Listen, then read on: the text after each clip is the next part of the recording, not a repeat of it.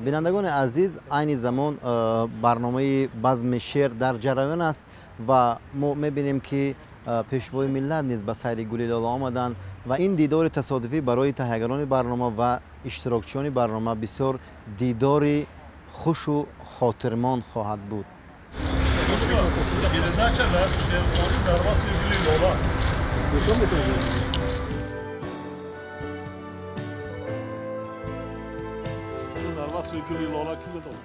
امروز که لاله در وطن میخندد، چون پرچم سرخ انجمن میخندد، بر پاس صداقتش هم از سر مانیم، با داغ جگر چمن چمن میخندد.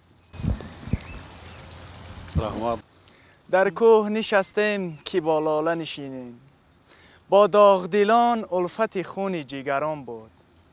چراغ لاله در صحرا بسوزد، دلی من با دلی دنیا بسوزد. اگر ریزم به دریا آتش دل، تمام ماهی دریا بسوزد. کلاه لاله را از سر گرفتند، گل و سه برگه ها پرپر گرفتند. غم دل را به گوش لاله گفتم، سراسر لاله زاران در گرفتند.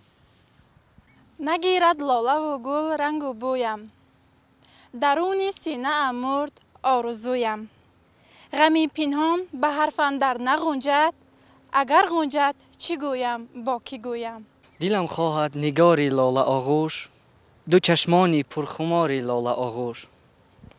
دلم خواهد کاندر فصل لاله، بمیرم در کنار لاله آغوش. ای دوست به دیدن گل لاله بیا، با دلبر و با صنوبر و لاله بیا. بر دیدن نوبهار و بر چیدن گل، برخیز به سوی دشت و بر یاله بیا. احسن ناسونه همه چیزا برای شما. ولی همینجا رفتیم یک احمدی دانشگاه تماشا کنید، بیش باشد همین قدر است. شما منظره را بینید، همه حس کنه بچه آینده تاجیکستان در دست شما. جوانان امروزه همه همین چیزا برای شما. موضوعشان ایروز در وصف لاله است. باغ احمدی دانش رفتین، بنوار گرین، انا جای شیرخانی در اونجا هم است. بعد این کروش کبیر اونجا هم بنوار گرین.